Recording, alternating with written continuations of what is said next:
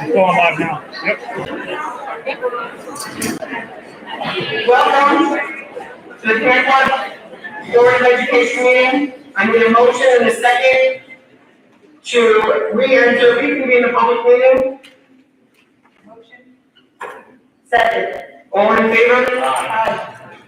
Would you please all stand for the pledge of allegiance and then a moment of silence for all those who serve and of course still serving.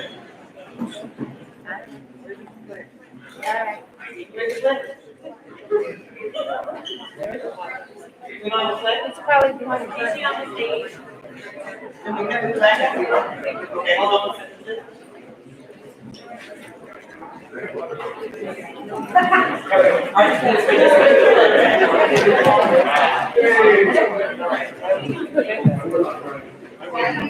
Thank you, Reza. I pledge allegiance to the flag of the United States of America and to the republic for which it stands, one nation, under God, indivisible, with liberty and justice for all.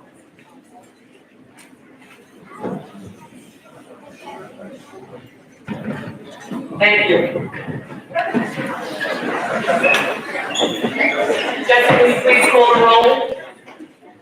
Yes, we have Mrs. Hackett. Here. Mr. Warshaw. Mrs. Augulus. Mrs. Napolitano-Perno. Present. Mrs. Kennedy. Dr. Adams. Present. Mr. Middleman. Present. We have Mr. Tolajipar. Holding the flag. Yes, and we also have Ms. Sanford joining us this evening. Thank you. I'm very happy that we finally have the student recognition night, and it is all about you guys tonight. We have a little bit of business, but we're gonna do that at the end, so that you guys can get ready for school tomorrow. So Linda, will you please present the students with their certificates of recognition?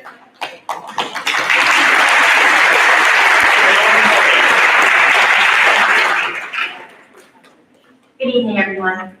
Thank you for coming tonight. It's so nice to see everybody in the auditorium. I'm going to do a commercial first, if you will just stand with me for a second.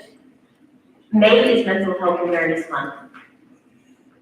1 in 14 high school students try to commit suicide. We need to stop that as a society. We have, with Mrs. Santos' leadership, who's the director of PPS and has been our COVID coordinator all year, which has been an unbelievably tireless job. They're putting on with our mental health professional staff a workshop, a virtual workshop this week. It's called Rise Up. Join us for strategies to foster resilience. It is Thursday, May 27th from 7 to 8 p.m.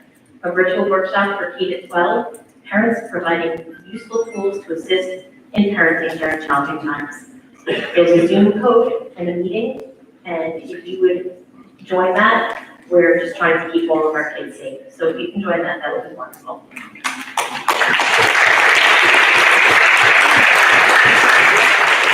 Thank you, Gail, for doing that.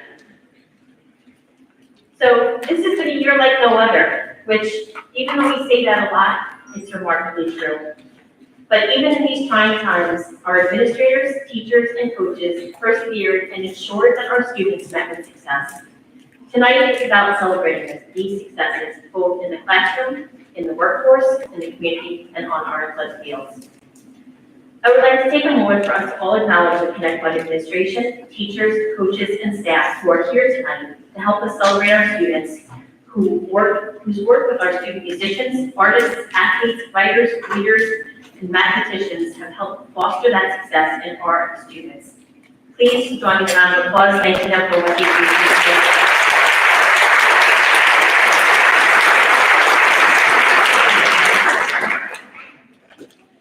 I would also like to take a moment to acknowledge that without the partnership between school and homes, our students would not be where they are today. Thank you to the parents, guardians, siblings, and grandparents who continue to help your children achieve great things. Please give yourselves a round of applause.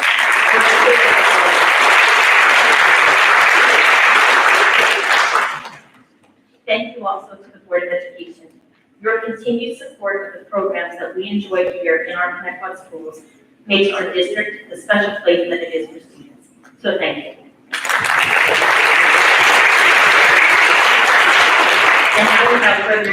Please let me call down our two teacher representatives from Idlehour Elementary School, Mrs. Emily Charnay and Mrs. Christine Michael.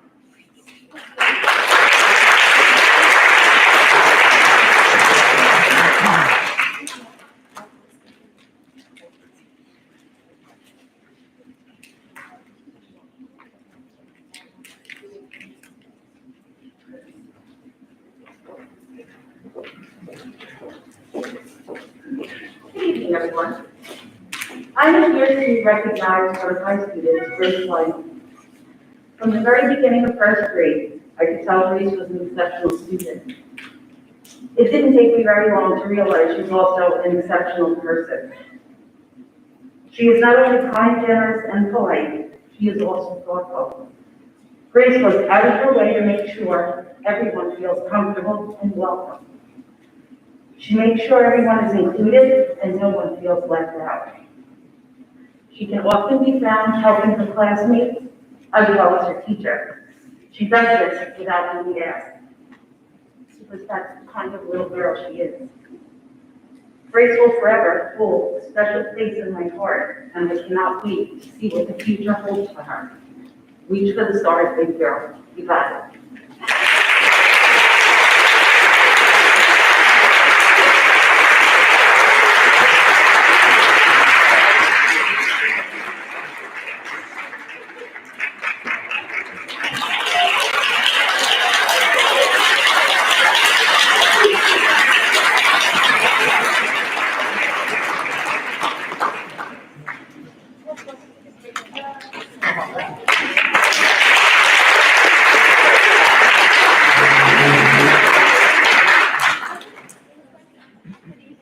My name is Emily Charnay. Tonight, I would like to recognize the following students that have gone over and above throughout this entire school year. They have shown excellence in their work ethic and determination in improving their academic skills. They are role models in their classroom to others, and they are an inspiration to their teachers. Noralee Farnworth, Woodley Flushers. Alexander Rivas, and Vincent Byers.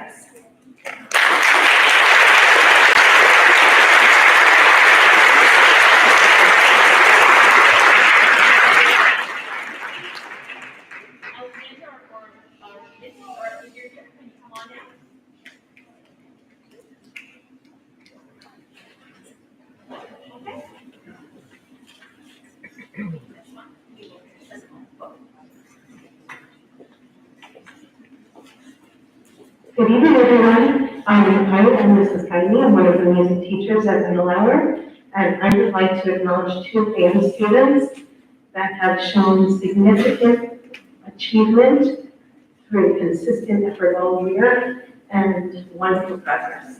So I would like to acknowledge Silas Abrams and Ryan Mulkey.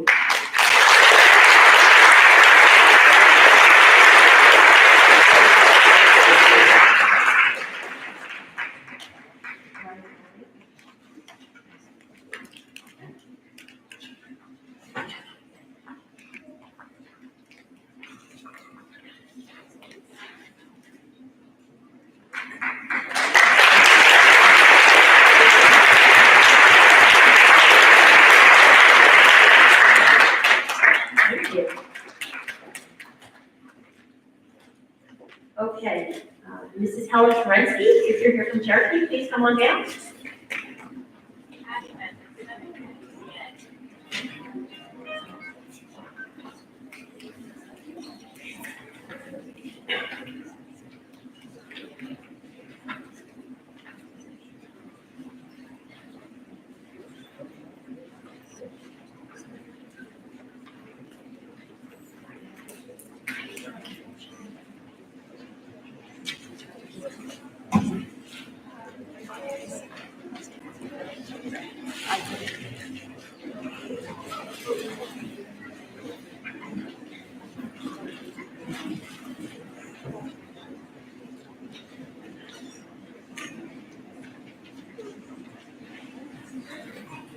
So we're going to acknowledge tonight Sabrina Capua. who is recognized in recognition of her level 4 NISBA drum solo and receiving an outstanding medal. Come on down.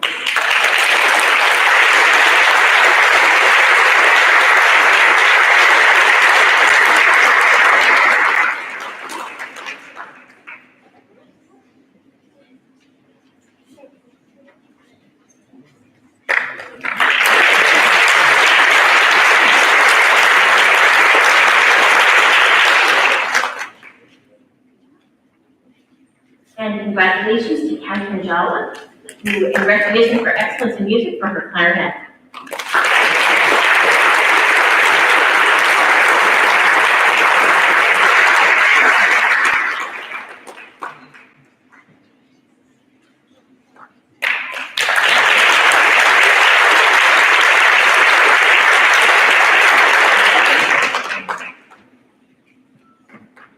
Isabella Franco Maciel, in recognition of receiving the New York State PTA Reflections Award for merit for her traditional Paraguayan dance.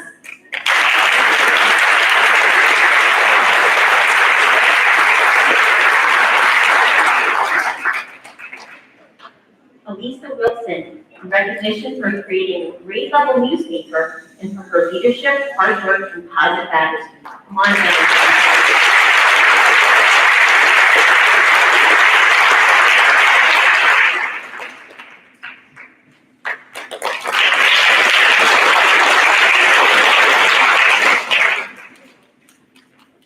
Ruda Bent, in recognition of going above and beyond to help his classmates learn and completing extra work and reports.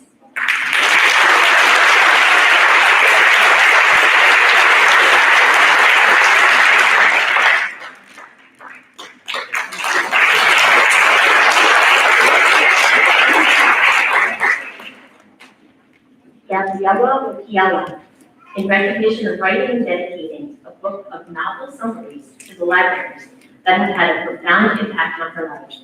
A copy of professionally printed version of her book will be sent to both the Connecticut Public Library and the Library of Congress.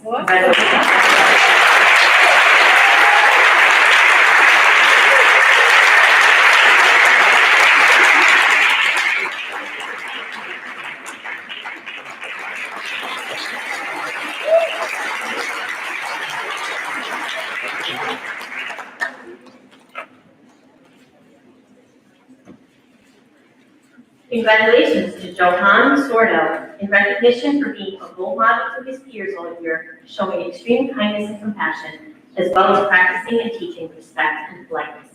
Come on down, Johan.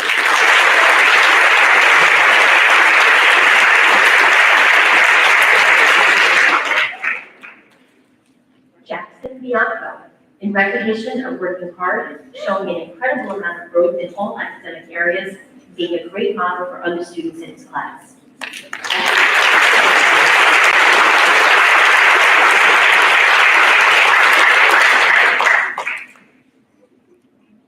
Jack James, in recognition of showing incredible growth in all academic areas and working hard to be a great role model to his peers. Jackson?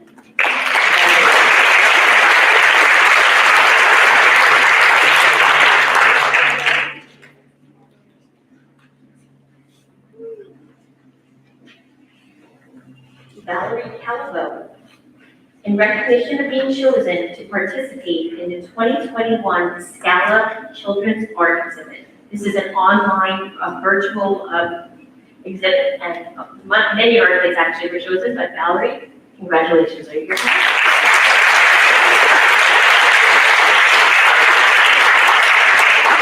So Valerie seems to be a budding artist because she also has recognition of being the 2021 Earth Day Poster Contest winner.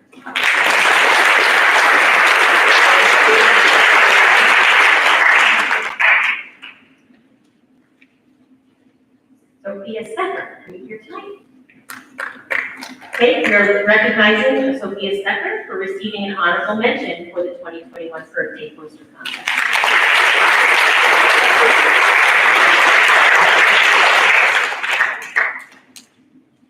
Michael Winter. This is in recognition of being chosen to participate in the 2021 Scala Children's Art Exhibit. Michael?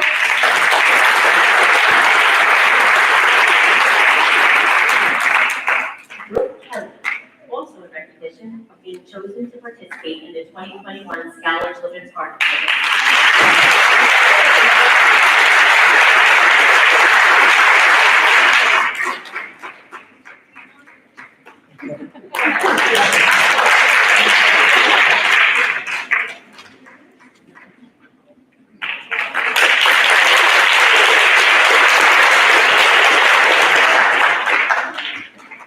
Linda, can we just let the audience know if you want to move up and get a picture of your child or your family member, you're more than welcome to. Certainly can. Congratulations to Alondra Sordo for recognition for being chosen to participate in the 2021 Scala Children's Art Exhibit.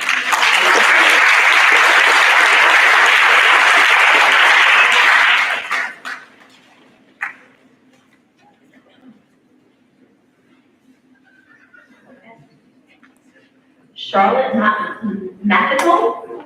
Charlotte? We're recognizing Charlotte tonight for receiving an honorable mention in the 2021 birthday poster contest.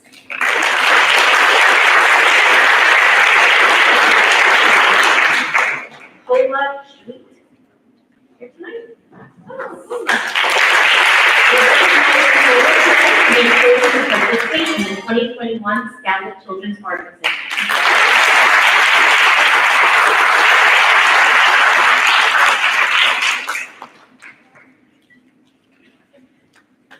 Higgins Shupak. Higgins? We're congratulating Higgins and recognizing her for being chosen to participate in the 2021 Scala Children's Art Exhibit. Congratulations.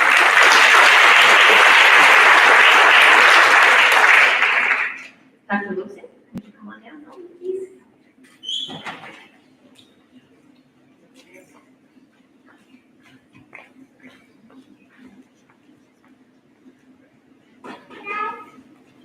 Good evening. We have 4 students who have been selected as Town of Islip Commissioners based on their work with Keep Islip Clean.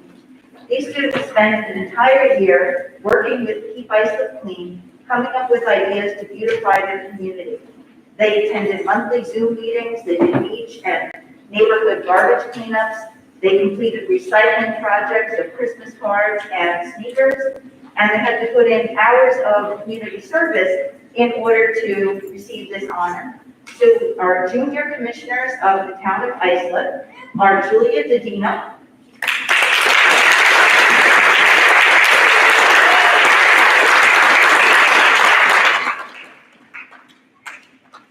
Sarah Velez,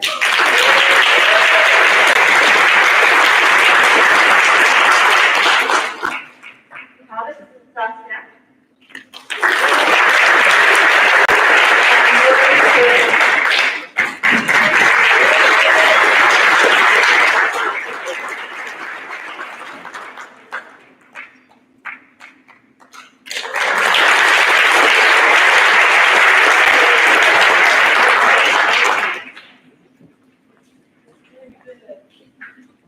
Mr. Martin, would you like to join me at the podium, please?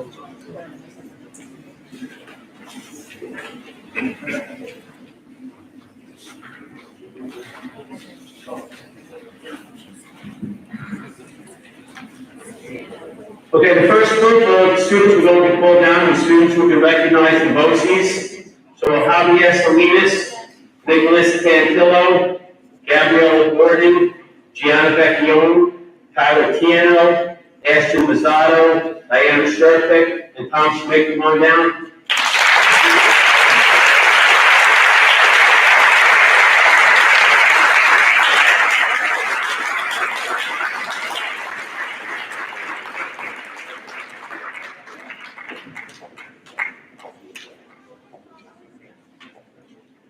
The students up here now to recognize the BOCES for various months being Employee of the Month. So congratulations to everyone up here now.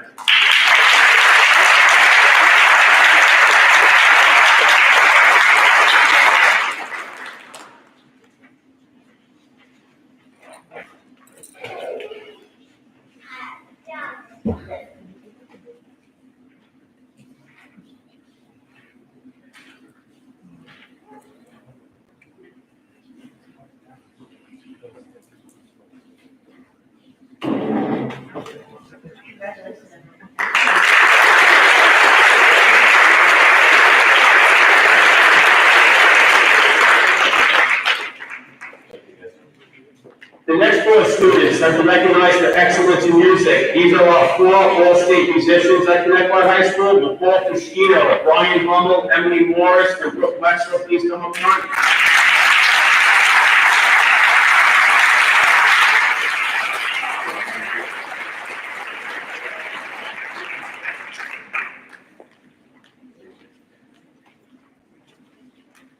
Congratulations, guys.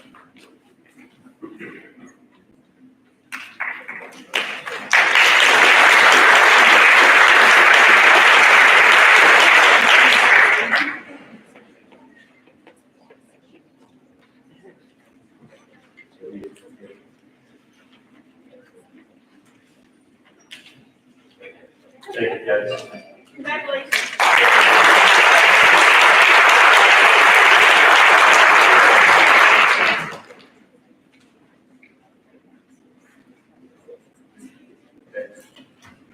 The next two students were recognized for their tireless dedication to the Social Studies Honor Society Rho Kappa: Pamela E. Kinza Yasmin.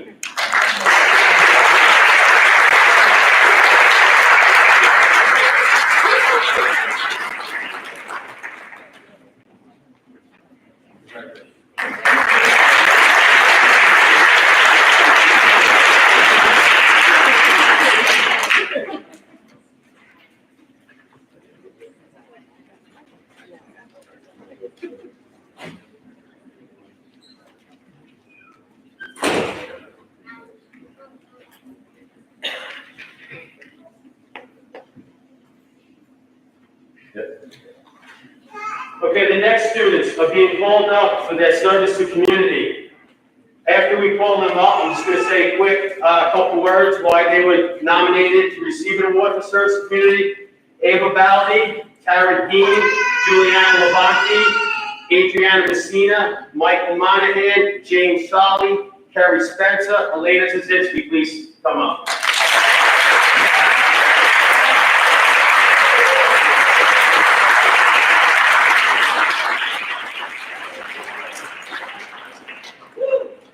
Just to give you an idea of what these students did to earn this award: Ava Baldi, raising money and awareness for Juvenile Diabetes Research Foundation. Tara Dean, volunteering her time to organize and maintain our food pantry with Adriana Messina and Kerry Spencer. Thank you for that. Juliana Levante, organized a very successful food drive for the U.S. Navy. Michael Monahan was a recipient of the Senator Boyles Award for Outstanding Community Service. James Solly, I just got a call last Thursday, I believe it was, from a community member who dropped her wallet on Locust Avenue. James found the wallet with over $2,000 in it.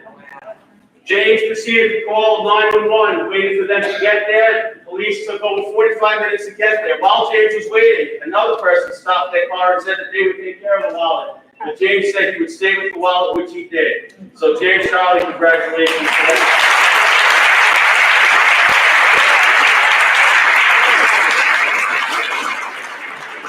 And Elena Zazinski, volunteered for the Civic Association and a member of 4 Honor Societies, is also nominated for this award. Congratulations to everyone else.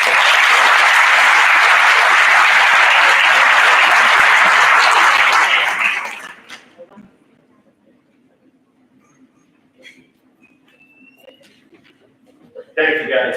Thank you.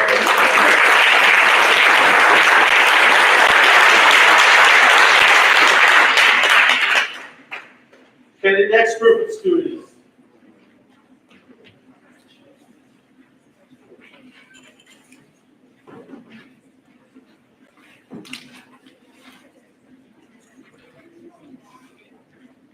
Mike Monahan, Just raise your hand so I can bring you Paul Pacino. Paul Fuschino, Brian Hummel, Brooke Wexler. Come get your certificates.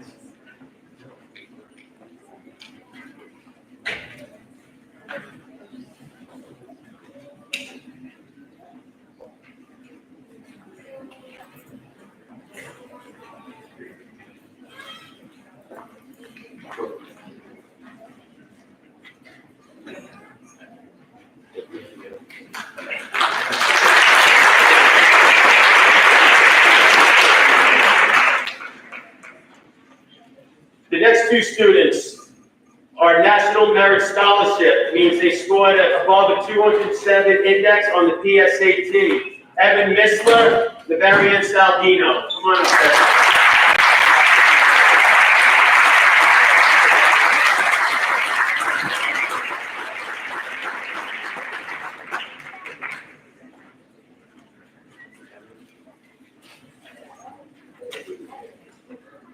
Congratulations, guys.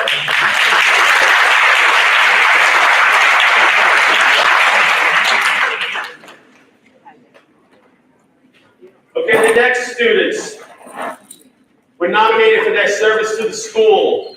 Albert Ang, Danielle Bauenfein, Rocco Castro Giovanni, Justin Chevallella. When I call your name, you can come up. Amber Pietro, Morgan Elliott, Brendan Falabella, Crystal Feinhands, Elena Polinovic, Mirza Mahim, Georgia Remuno, Gabrielle Ruvo, Logan Walsh, and Casey Wing. Come on up, guys.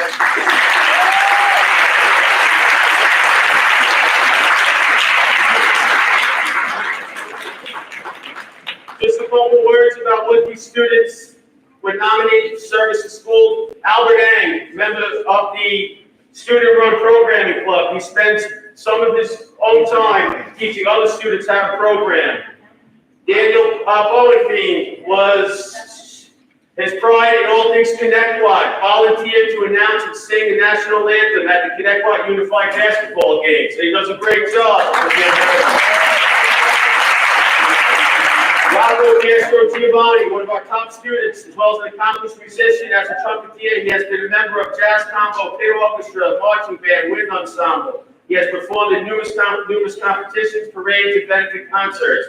As Vice President of Triumph Music Honor Society, he's also leader of the marching band this year. As a drum major, Rocco will continue to entertain light audiences next year at the Hofstra University School of Music. We wish him the best.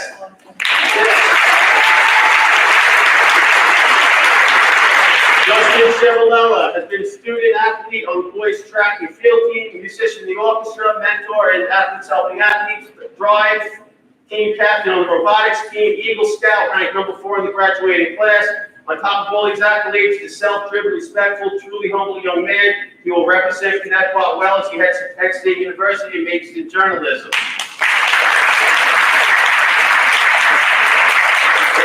Pietro, we had recently for Earth Day, Mr. Hanson organized a cactus and succulent plant with the life skills students.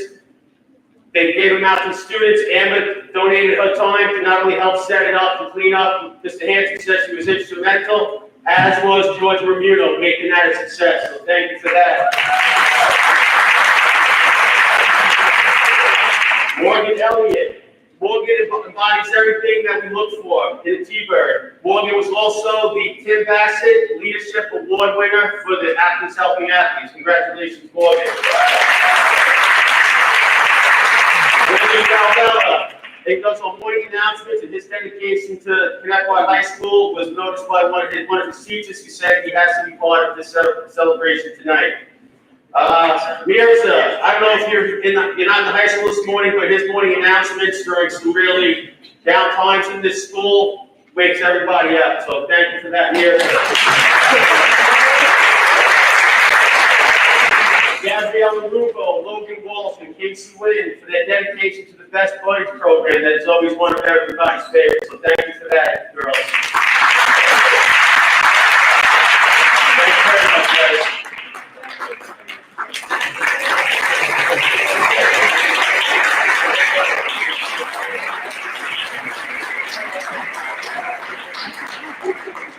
And last but not least, Zachary Palisado for school service to school and service to community. Zach, come on up.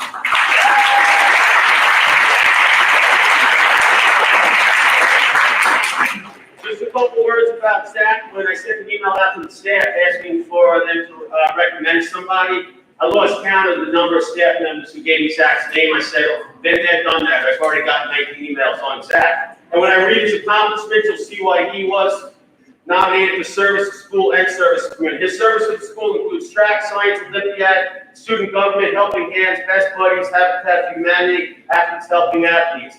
His service to the community, East End Hospice, Make-A-Wish, the Rotary Interact, New York State Leadership Award, Rock the Socks, I'm not sure what it is, but it sounds pretty good. So, Zachary Palazzaro.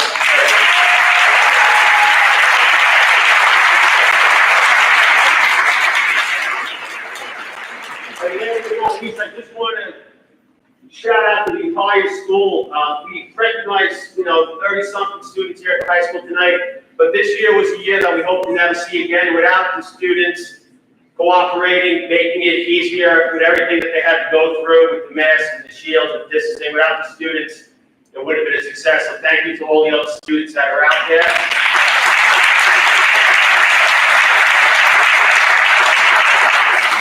Special shout out to the senior class. I did email this to the senior parents, but the students that went on the paintball trip, they heard this before through email, but I want to tell everybody. When we left, the owner of the paintball place said it was the most respectful, polite group of students he could remember. So thank you.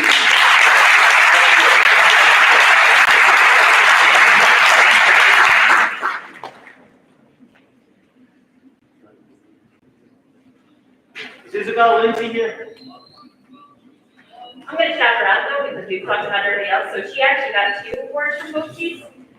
Is Isabel here? Oh, my goodness, no.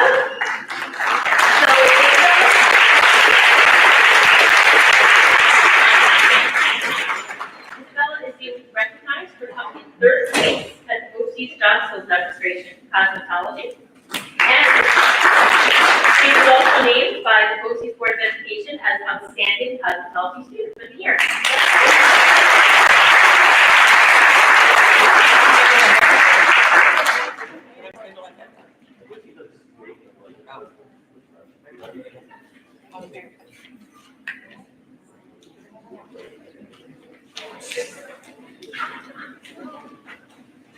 All right, we're recognizing Chloe Hatchlis. Chloe, are you here? She contributed to BOCES Advocacy Day, so the BOCES Board of Education congratulates her for that.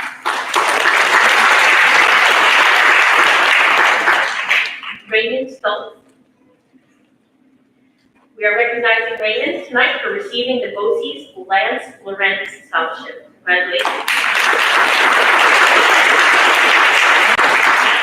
Ella Mills.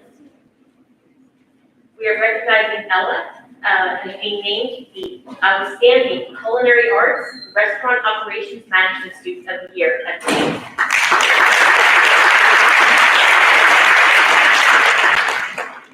Savannah Terra. Savannah. We are recognizing Savannah as being named an Outstanding Cosmetology Student also at BOCES this year. And Luke Buckley. Come on now, Luke.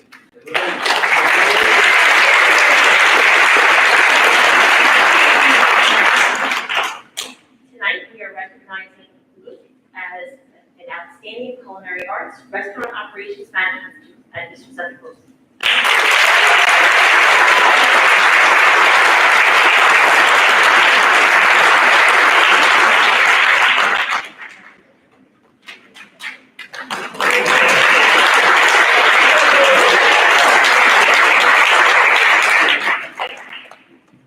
Actually, 2 more students for service to school. Elena Kolanovic, Crystal Finance. Yeah, come on down.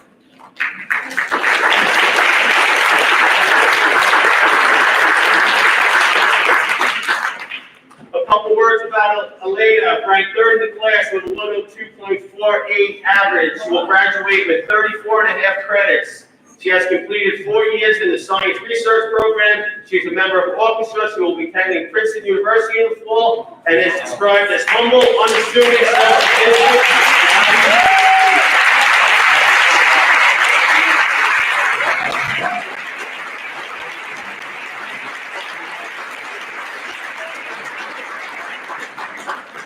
Crystal Kleinhen's here today.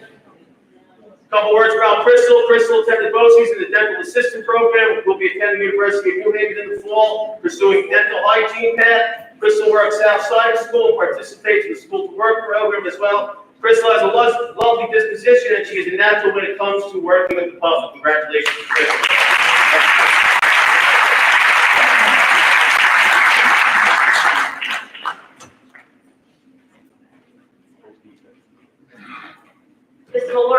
come on out.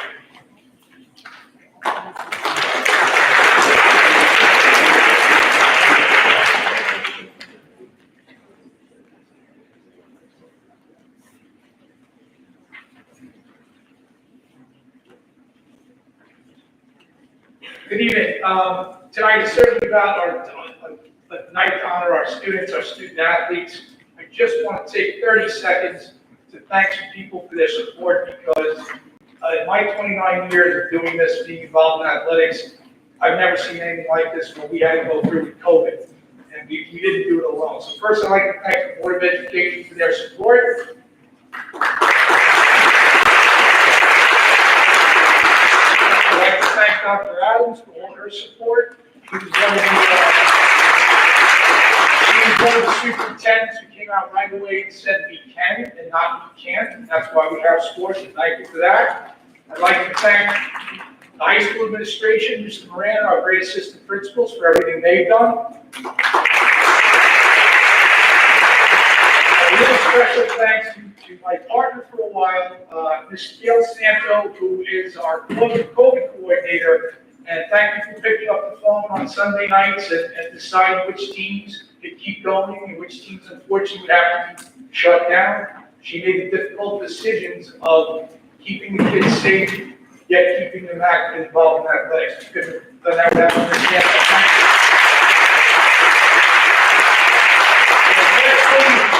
I'd just like to thank Don Flynn and his staff, Adam Labate, our security, and John Allen and his staff, the guys that work inside and outside, because the sudden changes, we like to say, in athletics seem to be happening minute to minute, again, because of COVID. So they have modified and adapted on the fly. And Mr. Allen ensured we got the turf in place for this spring season. So thank you to those guys as well.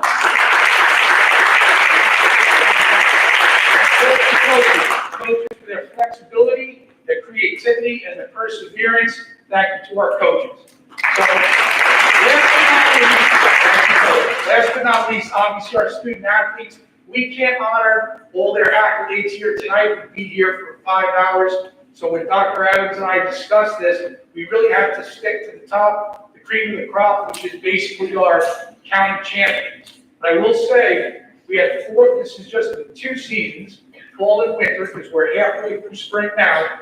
We had 4 league champions, 3 county champions, 11 winter and fall scholar athlete teams, 348 scholar athletes, numerous sportsmanship awards, and tomorrow we will honor 37 athletes who will go on to play college athletics. That's a hell of a year than a regular year, never mind COVID.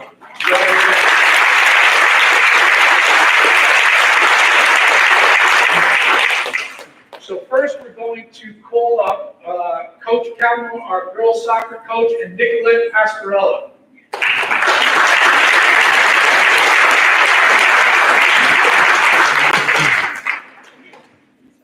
Coach Calhoun will have a few words. Nicolette was not all county, not all Long Island, but she was the best goalkeeper on Long Island. We have about approximately 128 varsity goalkeepers. She was the best.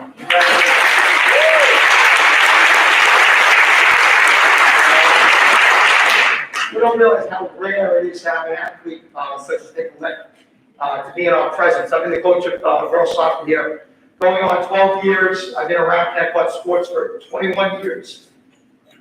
She is the ultimate athlete that I've ever been around. There are 122 girls soccer teams on Long Island. She was voted unanimously as the goalie of the year for Long Island. Unanimously. Never happened.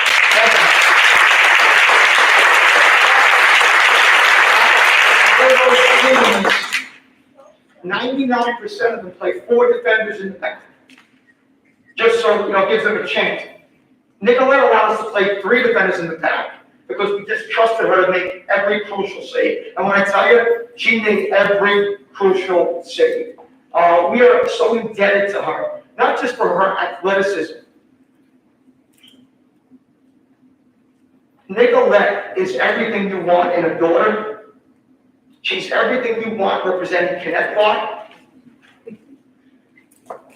She builds kids up. She is the best athlete athlete I've ever been around, and she'd be the last one to tell you. She spends her time training the younger girls, making the younger girls feel that they belong. She left us with 3 goalies, our underclassmen, that believed they could fill her shoes because she told them that they could.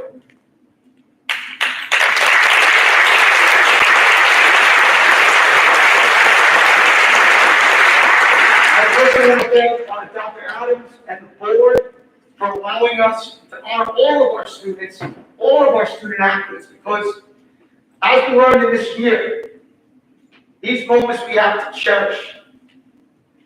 And we have to honor these students and make sure that they hear your applause and let them know that everything they do is worth it.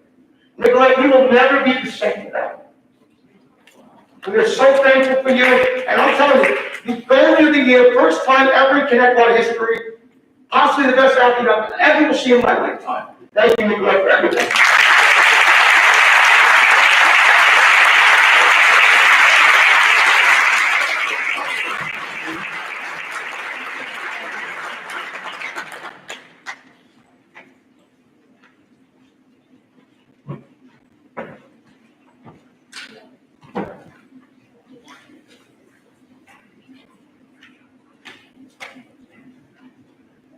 Next, I'd like to invite Coach Chris Peterson up, our boys and girls track coach, and Kevin Campbell. Come on up, Kevin.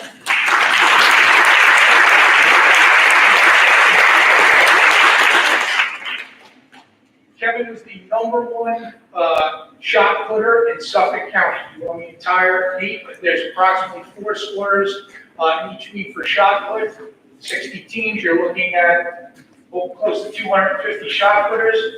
#1, it's CY.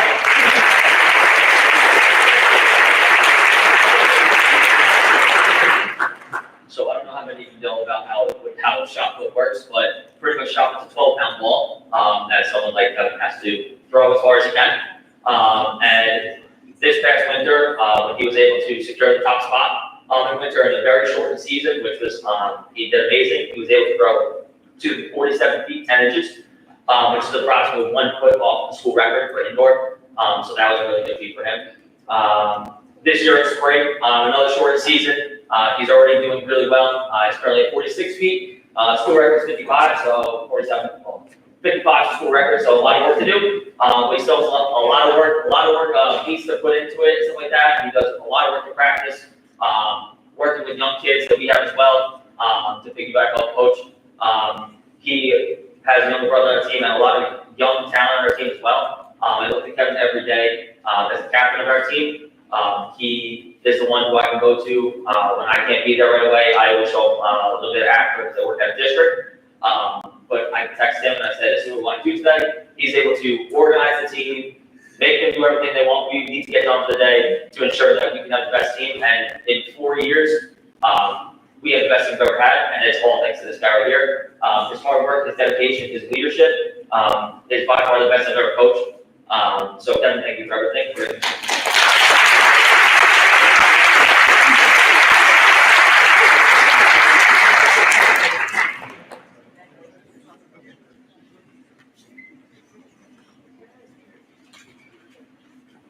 Now I'd like to call up our boys swim coach, Alex Chicalone, and our 4x200 freestyle relay county champions.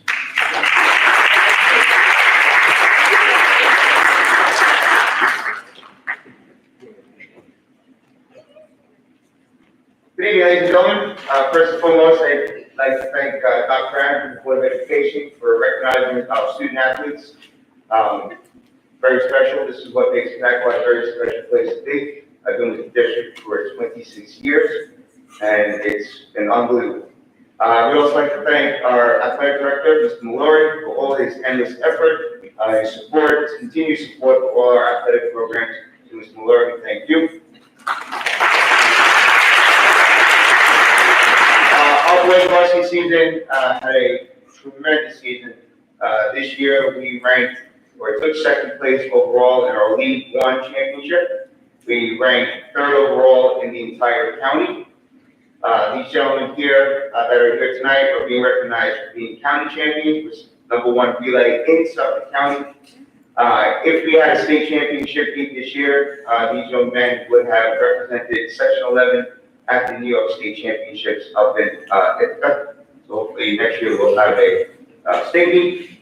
Not only are they county champions, they also qualify as All Long Island in both relays, our 200 freestyle relay as well as our 50 relay, which means that they were the top relay in Long Island between Suffolk and Nassau County. So great treat to show. So without further ado, 200 freestyle county champions, Tristan Weingarten, William Smith, John Stavione, and Jimmy Durrell.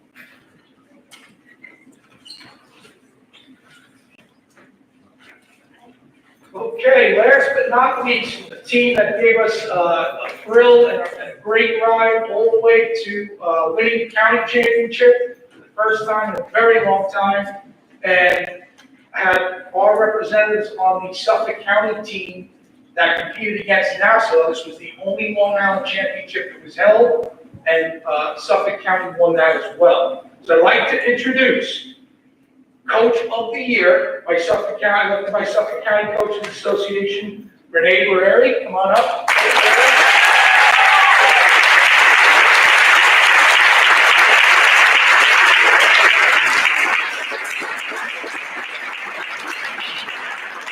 And Assistant Coach of the Year by Suffolk County, Sam Titone.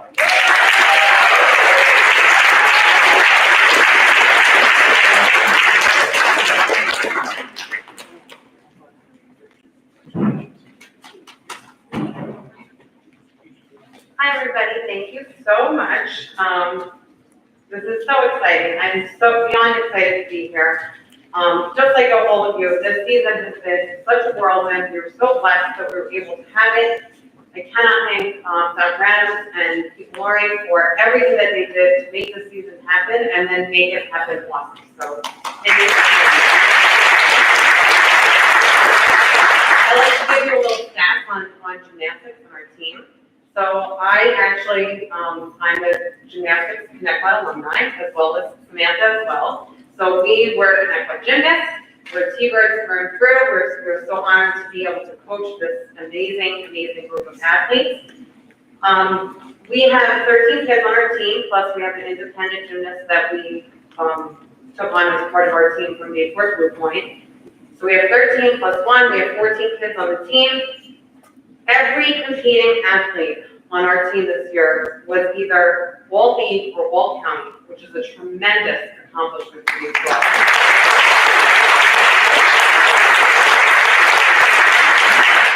5 plus 1, so plus our independent. 5 were not only Wall County gymnasts, but also made the Long Island Championship team. Normally at states, this year we didn't have states. We were very fortunate to have the Long Island Championship team. 5 of the girls made it, plus our Emma, and we had 6 kids that we took to Long Island Championship team, and we won against Nassau. Not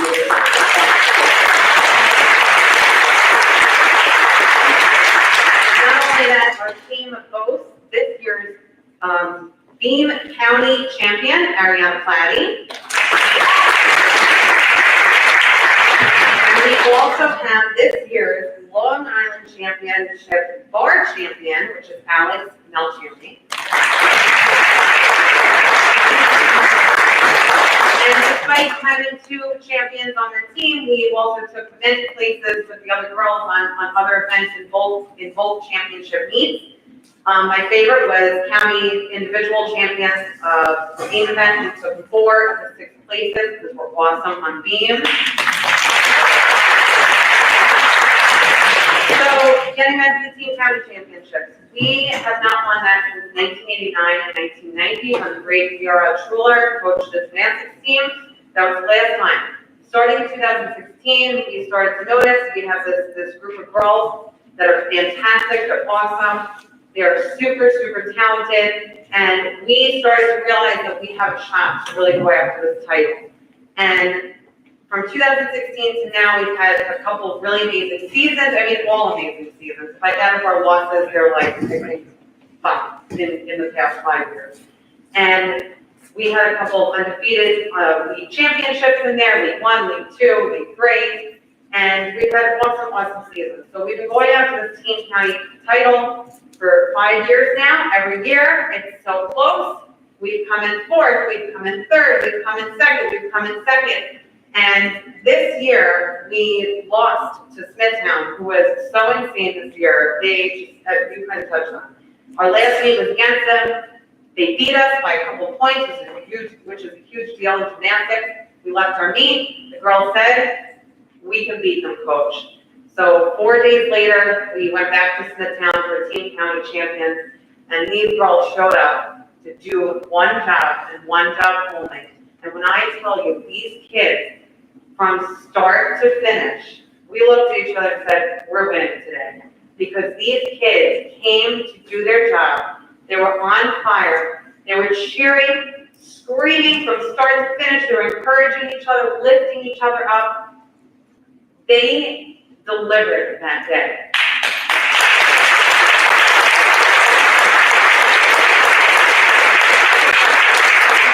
And at the end of the meet, they were crowned team county champions for the first time in 31 years.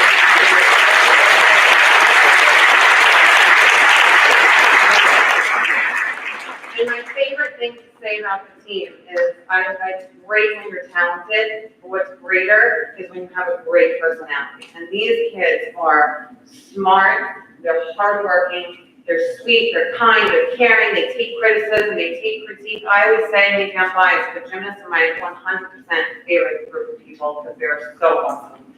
Love this group of people.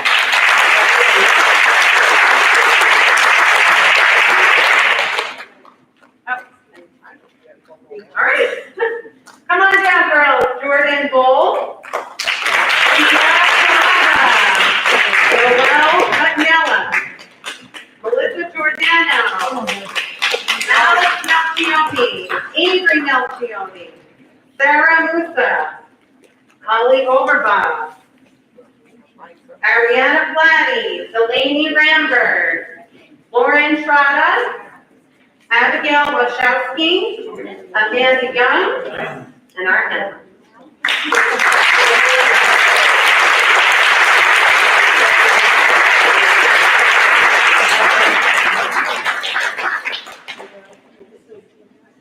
Congratulations, Sal.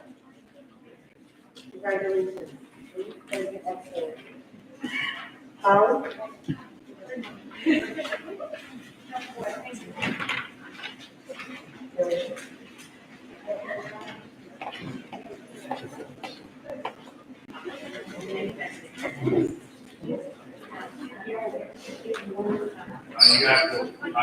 We have to squeeze it close.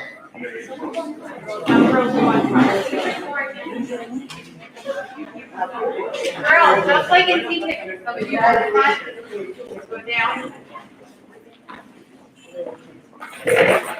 31 years, 31 years.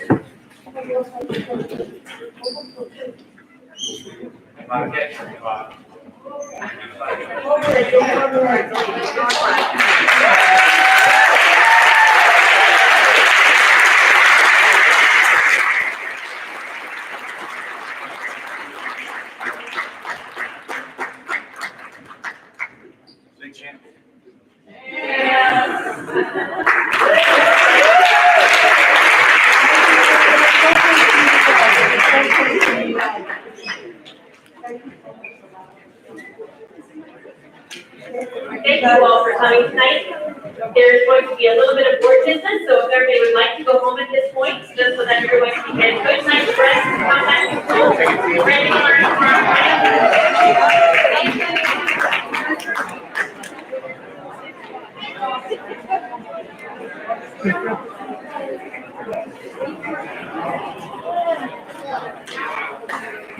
Thank you.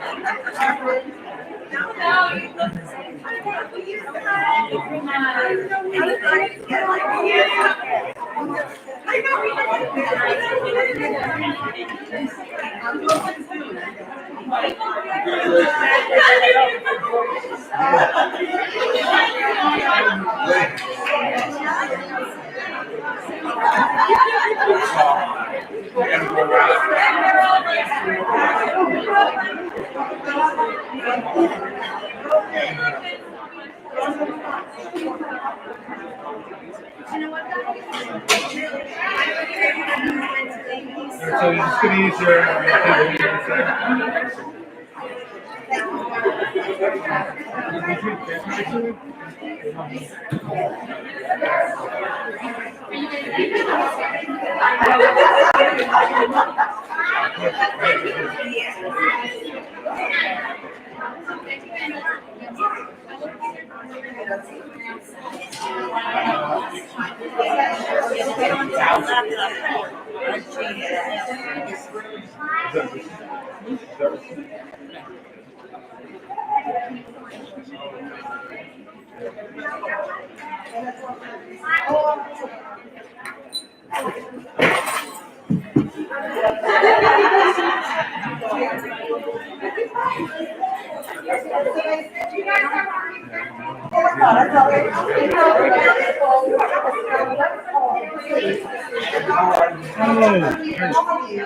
I'm gonna be quiet, this is my son.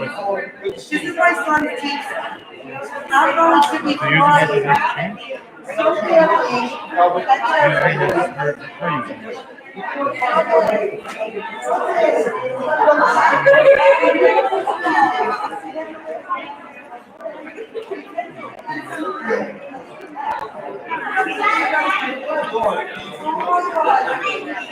how you feeling?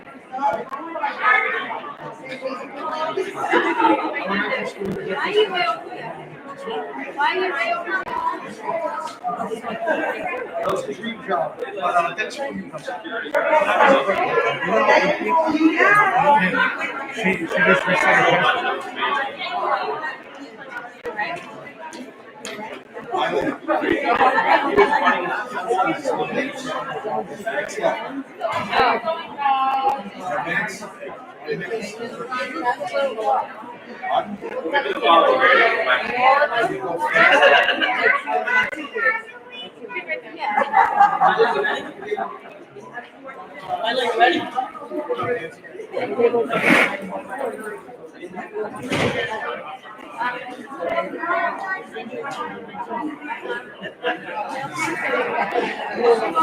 All right, we're gonna continue on with the meeting.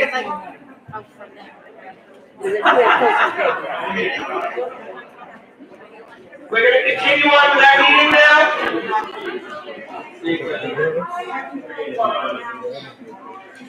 I need a motion and a second for recommended actions, personnel. I need a motion and a second for recommended actions, personnel. All in favor? Aye. I need a motion and a second to schedule two. Motion. Second. All in favor? Aye.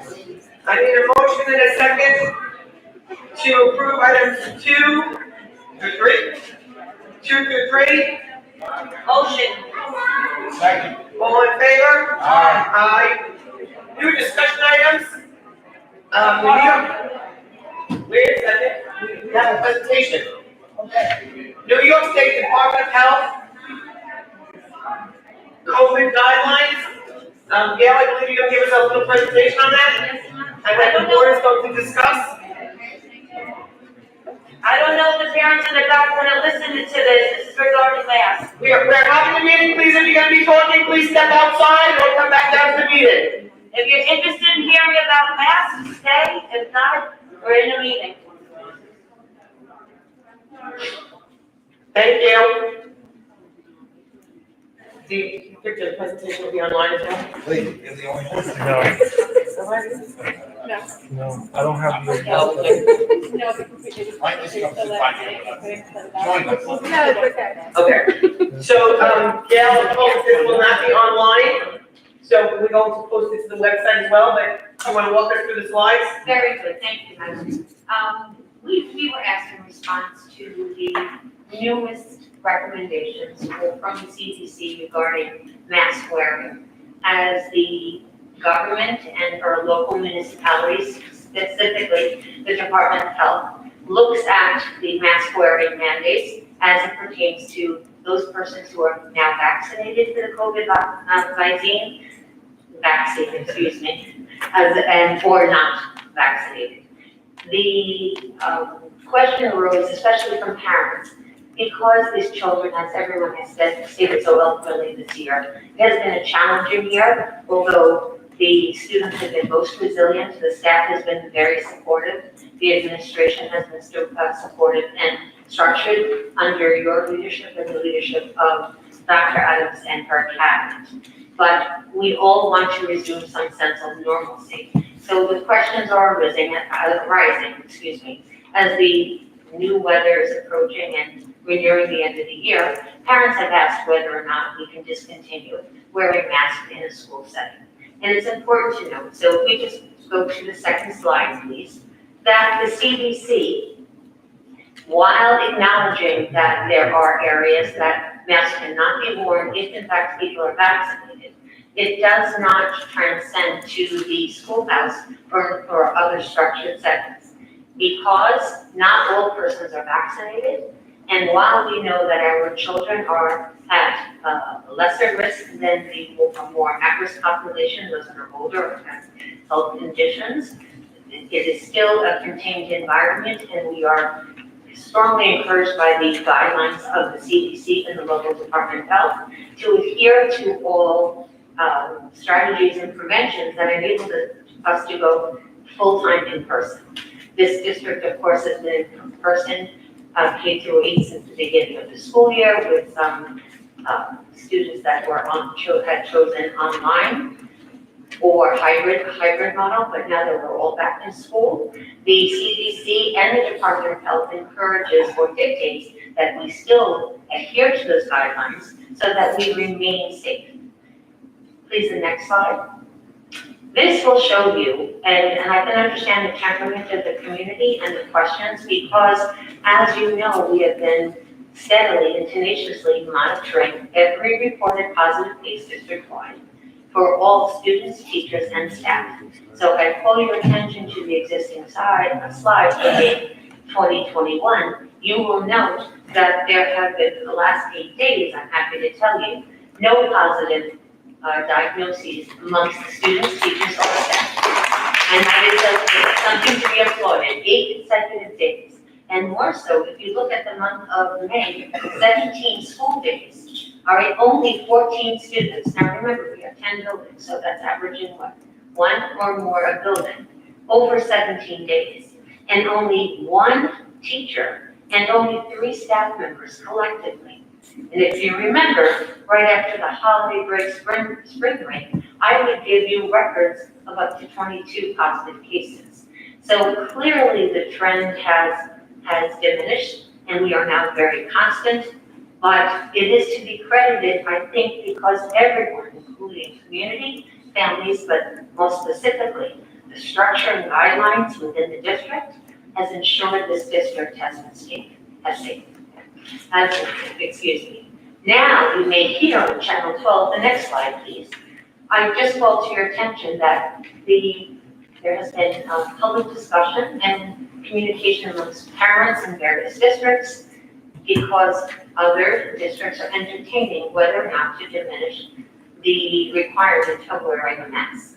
We do know that mask breaks are encouraged, not only encouraged, that they're allowed and mandated every day for all persons, teachers, staff, and students. We started at the beginning of the year very structured, right? It was coordinated, the teachers oversaw it. Now, there have been some lessened strategies or preventions, such as the barrier. The district had opted to offer a second measure of prevention, and now that's optional.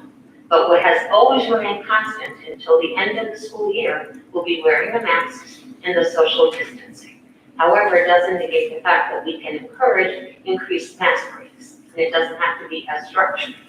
So, but because people are misconstruing and thinking masks don't have to be worn, notice the date of this quotation that I bought for you. It was today, because on the radio and on television, some schools are announcing that they're going to stop wearing masks. So the local Department of Health, citing the CDC, reiterated today that all schools are required to maintain the existing school guidance should be followed through the end of the school year. And that speaks to mask wearing as well as social distancing. And to the last point of reference, the last slide, please, Ms. Jessie, I'd like to call your attention, the Department of People Personnel Services. I have to really credit the staff that I work with because they've really risen to the occasion. Without a very strong team, we would not have been as organized and coordinated. So, as well as the Assistant Director of People Personnel and then the very strong ladies in my office. We are rather formidable because we work in harmony, and the superintendent asked us to collect this data, so we looked at local districts, and you can see I provided those current mask wearing practices, whether or not districts are requiring mask wearing in the classroom, recess/outdoors, athletics, phys ed, and on the bus. So I'm going to call your attention to ConnectBot, and also, I think it was Smithton, right, Dr. Adams, I showed you, right? We are the two districts, as well as HotBot, I might say, that are adhering to all guidelines steadfastly until the end of the year, as is required. I say that proudly. We ask for the support of our community and our parents and our staff. We have to make it. There's a light at the end of the tunnel. It's because we've been so consistent and structured. I think we're meeting with success, especially with a district this size. We have 11 buildings, and we're looking at a building and district in comparison to some size of Salem. So it's a credit to our entire school community. But we are expected to wear glasses in the classroom. We're going to tell the teachers that they be encouraged frequent mask breaks as long as the children remain seated and distanced. Okay, recess and outdoors, it is, again, mask breaks, but it's not permissible to take masks off 100% of the time. But mask breaks may be encouraged among the supervision of the monitors. It's also important to note, before entering back into the school, if someone's in a mask break, all masks must be resumed to be worn before they enter into the schoolhouse. Athletics, if you'll notice, that's the only category that there's an X throughout, because back, if you remember January of this year, if masks are not able to be tolerated while a student is physically active, they're permitted to take off the masks. And if you've seen on recent television and news podcasts, we've seen runners competing and fainting at the end of the line because they were not able to breathe adequately. So the X is consistent because it's very challenging for students to work while physically exerting themselves. Phys ed, notice again, they're supposed to wear masks. I will point your attention to the two districts that said optional, and what they specified is that if they go outside for phys ed, they do not require masks. And then every one of us is consistently requesting and requiring that the mask be worn. So I call your attention to this, that there is variation, and especially, I'm sorry to identify Comac, but Comac was on News 12 today, and they decided to make very public that because more and more people are being vaccinated and also the community, I don't want to speak for the superintendent, I don't know him personally, but they were on Channel 12 and they said they were going to discontinue the mask wearing practices within school for the balance of the year. And that precipitated the letter from the May 25th letter from the Department of Health, wherein it states that districts are required to continue with mask wearing in schoolhouses and social distancing for the balance of the school year. So if we can just remain steadfast, we're on a wonderful roll. There is a light at the end of the tunnel. The end of June will come very quickly, and I think we should all be very pleased and give credit is due within the institution that everyone adhered to what was expected of them for the safety of our teachers, our students, and our staff. So may I ask you a question? Absolutely. I have a question. Yes. So we're, Put your microphone on. so we're talking about Comac, and actually that was going to be one of my questions. So what is the consequence or repercussion of them not filing that letter that we all received from Malone today? Can I, before you answer, because this goes with my saying, what I'm reading from this and from the commissioner, from the Suffolk County Commissioner, whatever, Breaker, what's his name? Breaker? Dr. Pickett. Okay. Yes. What I'm reading is, not required, not law, but guidelines. So guidelines are not law or requirements. So what Brendan is saying is right.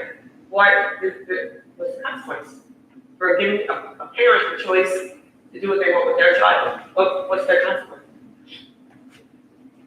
Thank you. Let me jump on that. So may I ask which memo you're talking about, the May 25th memo that came out today? The memos that I got, one is from Malone. It's not Malone, it's from Gregson H. Pickett, MD. He is the commissioner, and that's the county of Suffolk. Yes. That's That the is, Department of Health. And then I also have the New York State AAP Chapter 2, the American Academy of Pediatrics. And nowhere in any of the law, anything that I've seen says required or law. It all says guidelines. So we have many guidelines that we follow and then some that we don't. What is the consequence of that? Do you know? Yes. If not, should we ask legal? Okay, well, as far as a literal consequence or specifically to comment, Yeah. I do not know what that consequence would be, but what I can tell you is that literally my staff and myself, we pulled all of those, and honestly, I believe other districts started pulling around because this is a fervor question in all communities at this juncture, since more and more people are being vaccinated. But the superintendent and I, she at an earlier stage in the month and me at a later stage meeting, specifically today, spoke to one of the head affiliates from the Department of Health that represents our district, and it's Ms. Jennifer Cole. So you do know that she is from the Department of Health. And she was responding to some of the information that I had collated and told her. And it is because of those public statements that letter was generated. So I suspect, without knowing that superintendent personally, I suspect that district will be addressed in some capacity because it was on the news today. And it is in contrary or contradiction to what the state or the local jurisdiction is requiring of us. While it's a guideline, it is not permitted to discount the guidelines that have proven to keep the agency as a whole safer. And they are paralleled is because the numbers have steadily gone down and not all persons are vaccinated in the schoolhouse. And mind you, we do not record that, nor do we have the right to ask. It is not relinquished or released for all persons in either the schoolhouse or in the general community. So we were told, and again, the CDC dictates and strongly recommends. Strongly recommend. It is that all persons may not wear masks with the exception of schoolhouses. Okay, school communities, homeless shelters, there are 10 areas that are contained, and the K through 12 setting is one of them, that the exemption for not wearing a mask if you're vaccinated does not apply. So that means we must wear it. Well, not must, because we also have children, and myself included, I have a medical, No, excuse me, those so that, it's not everyone. if there is, There's medical issues that you don't have to, you're right? 100% right. So again, I'm not seeing the word required. I would like to bring this to our attorney and have, Jesse, can you have Curcio give us a memo on the actual legality of giving parents the choice to mask or unmask their children? And what we would do in that situation? So Gail, I have a question. Put your, So Gail, I have a question. So we allow the athletes, rightfully so. Yeah. But like I tell you, I ran up an escalator in Macy's with a mask on. It was not pretty, yes. So we're allowing the athletes, rightfully so, but why would we allow the children that are playing outdoor recess? What's the difference between an athlete playing outside as opposed to a child playing outside? Particularly at elementary, we all know that they're not the super spreaders. Yes, if I may say, Am I on? If I may say, Dr. Adams and I were discussing that today, and I believe that she intended to seek your opinion on that because the parallel is that is out, I mean, the athletics when they're exerting themselves, and primarily they're outside. And we do know that it is less likely to transmit outside because of the natural ventilation, right? It's not contained, that's why we're in a classroom, we're distancing, we ask for ventilation, is the door open, is the window open, is there an air conditioner, and is the child distanced? Outside, it's much safer. And the same would be for recess. So while right now we encourage or we would allow mask breaks outside, if they were not to wear the mask, they would just have to be coordinated that they in fact do not exceed the contact period of half of the lunch period, and they make sure that they put their mask on when they come back into the building. But even Jen, but if I may just say, when I spoke to Jennifer Colt today, she said when we first started, that's the Department of Health representative.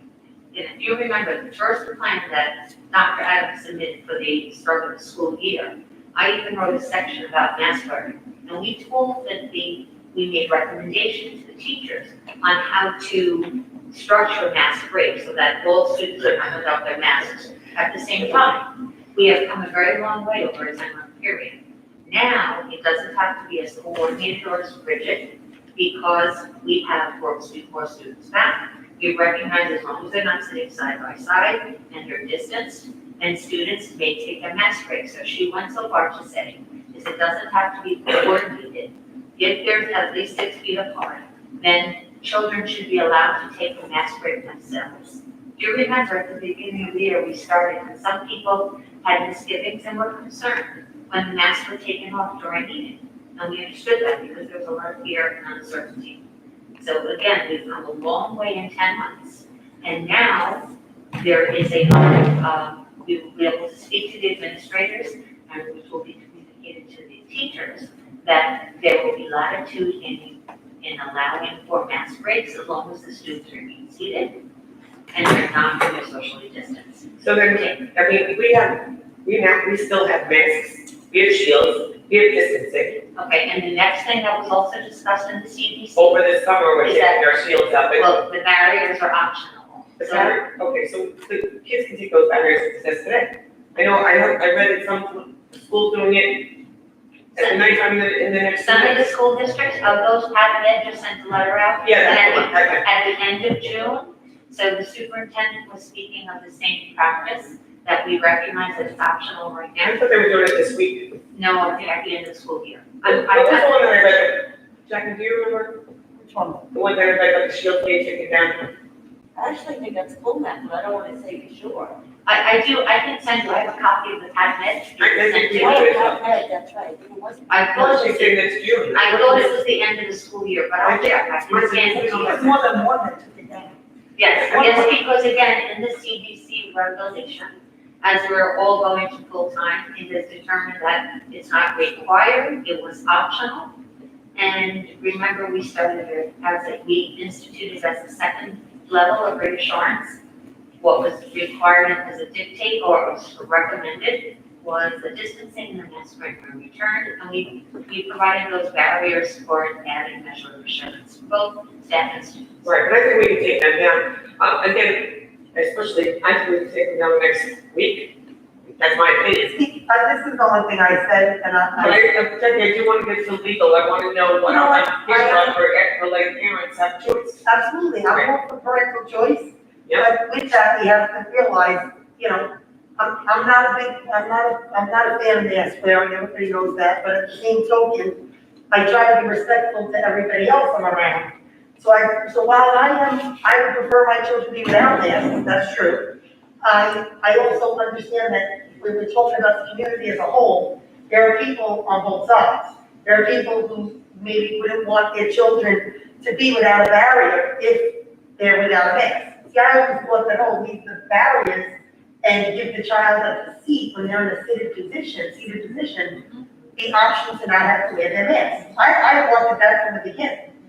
I felt, and that's why I wanted the teachers and the staff to also have those rolling, some people like that, and why do we need those? And I'm like, because it's there to protection for those who want it and want to utilize it. It's there to be utilized for those who want it. That's the only reason why I put the barricades, not that I think that they should stay up or come down, it's just a matter of, if you're gonna, we should not, I do believe we should not be wearing masks outside. I think that's, the kids are playing outside. If we're not, and I think during sports, I've seen kids with them on during sports, and I'm just waiting for a kid to pass out. Like, that's especially, I've seen it, I think I told you the other day, I've seen it in the high school sports, some of the older kids in like long distance running. I was like, oh my God, I can't believe it. And I know some are saying it's my choice, but I'm just saying like some of that, it does restrict your breathing. They said that, it's, you're not gonna, that's why people with asthma have the issue wearing, people that very get allergies or sinus issues. So Jackie, let me just get But that. I do think we need to move with the times, other people are, you have to start to see what's going on. Jackie, let me just get a consensus now from the point. You feel that it should be parental choice, but I'm going to believe that that's what you said as well? Hold on 1 second, please, 1 second. Look, Miley, you also want to find out about parental choice from legal? Yes. Lady, but how do you feel about mask wearing? I feel as though we should follow the guidelines. We've done very well this year by following the guidelines. And I know board members have not wanted to follow the guidelines because of, parental choice. But our kids have been safe. We've not had to close schools. They're now opening up outside more. We only have another month to go. I don't see why we just shouldn't follow the guidelines. I want to see the legalities. Okay, Mark, I'm ready. Thank you, Lynn.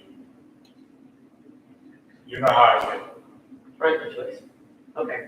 All right, so just make sure that you get that from legal, what's gonna happen at Comac if they don't follow the guidelines, excuse me, or if we as a board decide to give parents a choice to wear it or not. I thought Go ahead, it was breaking news. Comac just rescinded all of their changing. Okay, I still wanna know, what the legalities are. So I'm gonna just explain to you that in most of our classrooms now, we are not 6 foot distance anymore. So when you even talk about the potential of taking a mask off, it can't happen in the majority of our classrooms. Because our kids came back full time, we took our hybrids, which were 6 foot distance, and we put them all in one classroom, 6 through 12. But don't they all have a shield too? The shields are not considered at this point to be the barrier that's going to stop the transmission, it's the masks. So why we have? Well, then it doesn't speak, listen, if that's the case, then I guess my whole argument is a moot point, and then take them down. That's one thing I'm saying, but it's just there to make us feel like it's just because of question. They're not actually voting that. So that was just a layer of protection. Things have evolved in the knowledge of the transmission of COVID over the course of this school year. So when we first opened, we layered, in fact, they actually talk about continuing to layer the protections.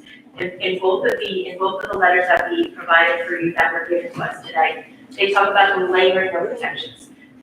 One of the layering of protections was to have the barriers. So we wanted to make sure that our kids and our faculty and staff were as protected as possible. At this point, the barriers are now considered something that can be voluntary. quite frankly, at this moment, I don't want to make changes because we've kept everybody safe this year. There's 25 school days left. 25 school days left. We are not 6 foot apart in the largest majority of our classrooms in this district, so we will not be able to take masks off, especially since it is a universal advice that the students would have universal mask wearing. In addition, we understand that students now 5 to 12 still cannot be vaccinated. So if we're looking for that herd immunity for us to all be able to take off the masks, half of our students in the district are under 12. So when we start to talk about taking masks off, I am not comfortable going against the advice of the health professionals. Health professionals have always said stay masked. We're seeing some people looking at the athletes being optional and the athletes being able to take their masks off when it's contraindicated for when they're running, when they're really doing things that they really need to take those deep breaths for. I've watched kindergartens, I've watched first and second, third, fourth, fifth grade out on the playground. They're not doing that sustained long distance running where they're pushing themselves to the point where they would hyperventilate in the mask. If they're going to be 6 foot apart from the people that they're playing with, such as on a piece of equipment, there's no way they're going to be 6 foot apart. So if a child is hot and wants to take their mask off, they can certainly go sit on a bunny bench, stay away from folks, and take their mask down. That's always been in place with our folks who supervise the playgrounds. That's been in place with our athletes as well. Anything other than that, we're going against our reopening plan and our reopening guidance.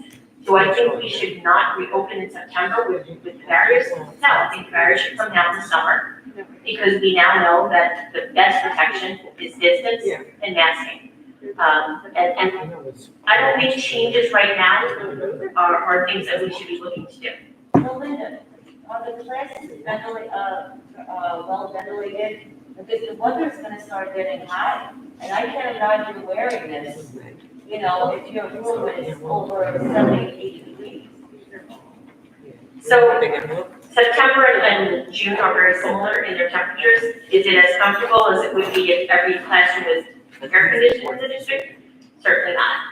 And I think during the warm months, we will put out to all the teachers, please take more frequent mask breaks so that students feel more comfortable.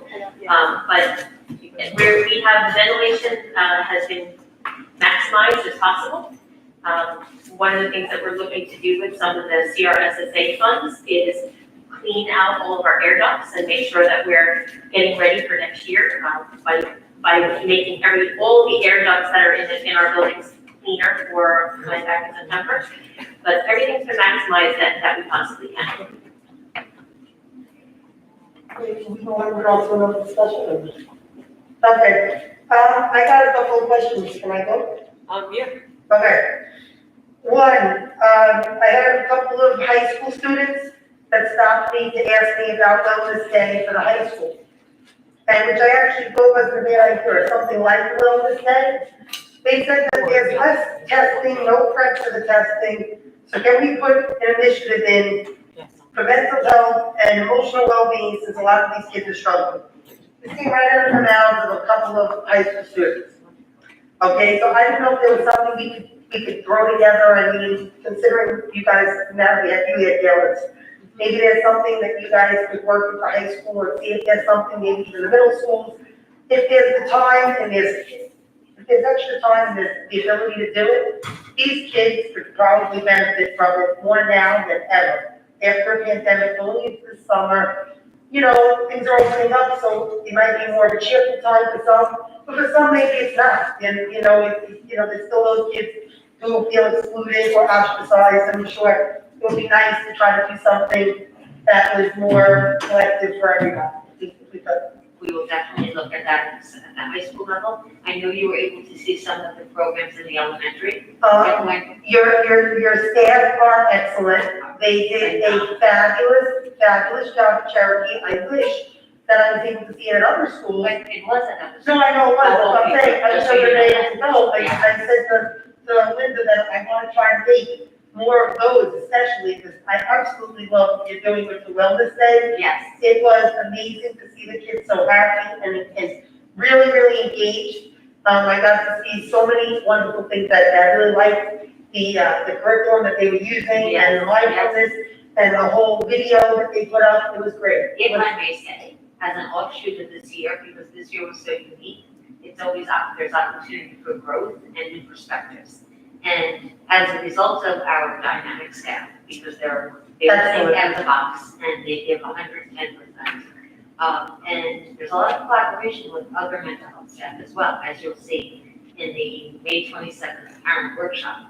That was a collaborative effort between. I have to tell you, I love that. Yes. The only thing I don't love, and I have to be honest, Go ahead. is the date. And the only reason I don't love it is because I did say this to, I think, a couple of the board members, that I felt Thursday and Friday of this week, so many people, including myself, I have to be honest, had other things that they have going on because of thinking that it was snow days originally, Yes. and now it's not snow days. So I feel like, but I'm glad that it's gonna be posted afterwards. I saw But that. there are two things, so if I may make two comments. One, let me just remember what I was going to say at the beginning, looking at new horizons as a result of this year. Next year, I'm forecasting that the SEL initiative that we started, that was done at abbreviated level.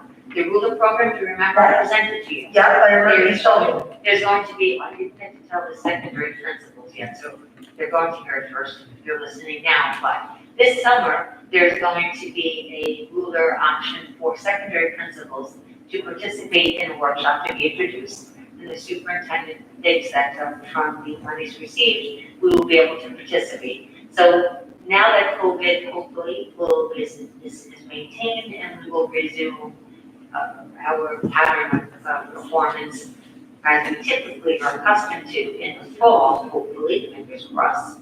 I see that we're going to expand the SEL and we'll be a little more assertive in that because there was much to adjust to this year. Oh, absolutely. The social emotional learning But that that's you showed me, emotional, that's right. that's And the second thing amazing. is, I see that to formulate a mental health committee, that I have representation from the different departments in district, as well as parents and special departments and any of those that are interested. And I'm anticipating elevating the mental health awareness in the community, even by means of a bulletin and newsletter, that every quarter there will be a brochure and announcement so that we're more at the forefront. Because the department and every mental health staff member in the district, psychologists, school counselors, YFS workers, that's social workers or school counselors, work tirelessly with their teachers, their staff, and their students, but they're often behind the scenes. So the infrastructure and the works that are being done that are similar throughout the buildings, but Wellness Day, that was a common theme. I wanted to forecast that so people understand what we are doing and why, and then share that knowledge so people can replicate it or we can bring it to the community. So you'll see us more frontline next year, that's the forecast. Perfect, that's what I wanted to hear, and also, please let us know, I would love to be on that committee, I love that stuff. Wonderful, that will happen. And lastly, the PowerPoint, the slide, the unfortunate reason is we knew that Thursday was not an ideal date, but the presenters that created this program, as well as myself, and actually I didn't make it, is that it was availability. We couldn't get the whole team together. We wanted to perform during the Mental Health Awareness Month. So I know it's not ideal, but I do believe it to be highly effective.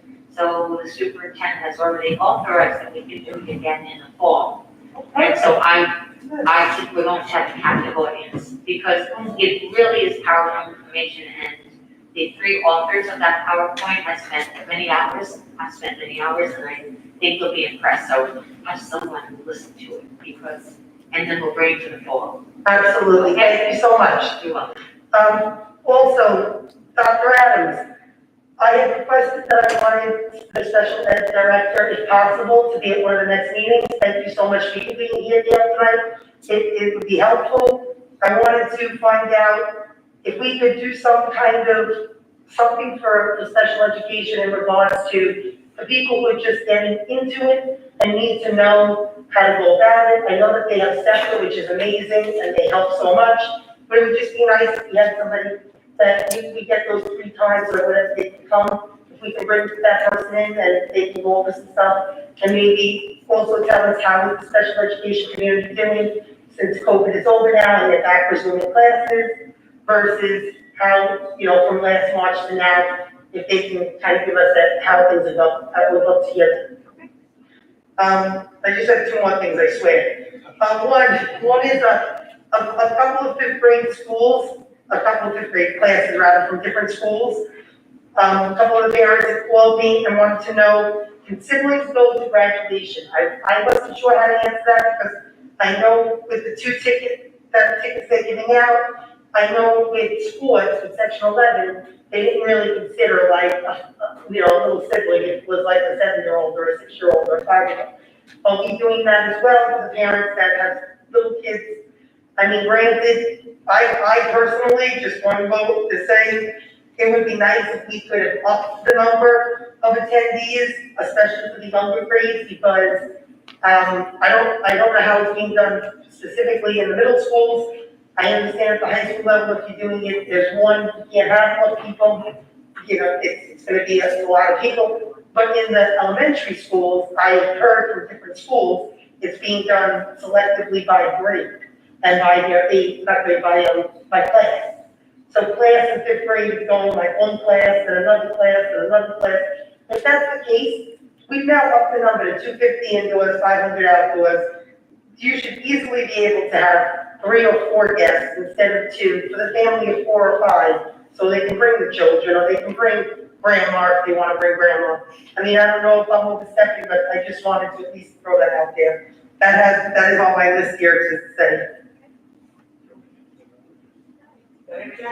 Oh, I got one more, then I spare that. So as of right now, we are limiting the elementary graduations. There are bike plans, but we're limiting to 2 guests per family.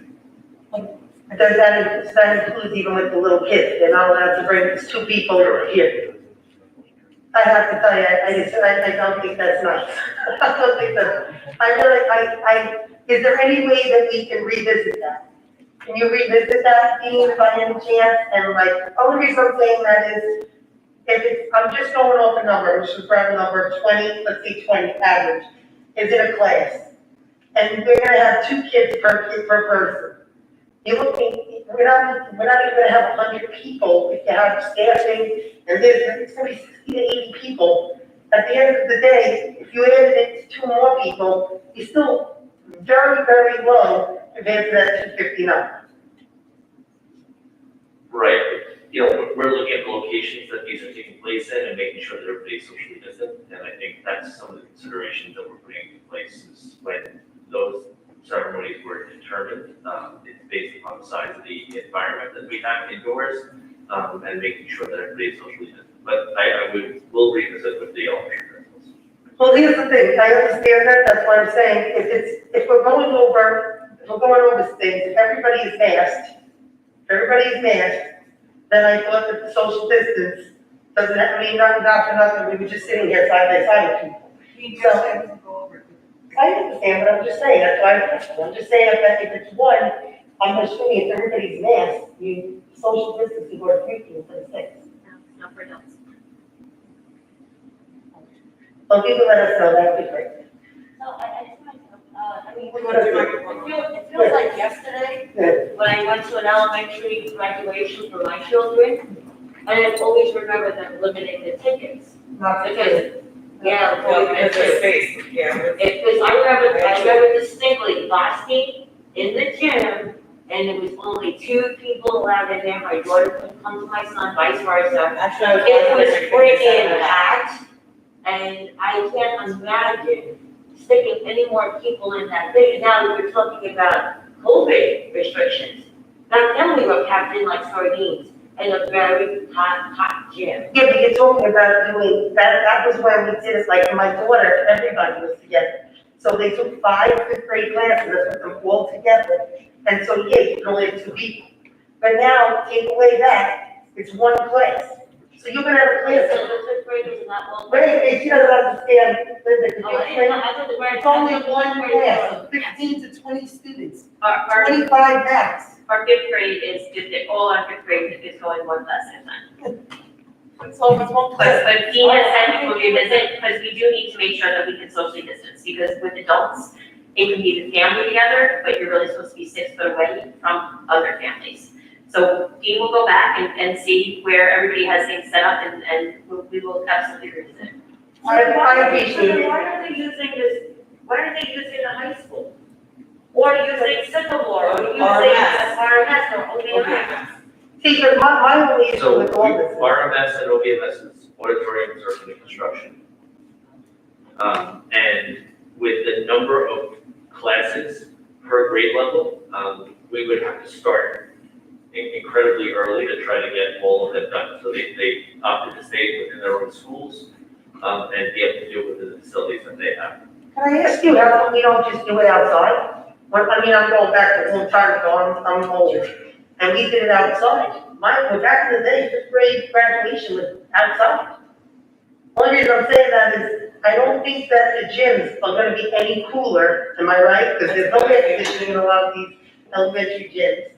So they're not gonna be any cooler in June, sitting in a gym like sardines versus outside. Okay, so then if it rains, then we have to reevaluate. But I'm just saying, I think it's very, very sad if we tell parents they can't come if their 3-year-old can't sit in the audience. That's terrible. So, We should make some, I will some, get the guidance, I will get the previous pre-COVID, guidelines that the buildings used as far as the number of tickets that they issued for parents by school. And also, share the location, and I'll come back to the elementary business. All of these things were taken into consideration, we didn't take any of these decisions lightly. It was something that we debated over to make sure that there was equity across the district because of the different sizes of the different schools and the number of fifth grade classrooms. And making sure that, across the district, both in middle school and high schools, we weren't taking up space that other buildings could use, and access for their graduations and their ceremonies. So, we took a lot of time to do this. A lot of the information has been out to the parents, but we'll revisit it, and I'll get you that information. appreciate it. Only thing is, I have to say, too, we can't really go off of how it was when they did everybody together, unless they choose to do that again, if it's together.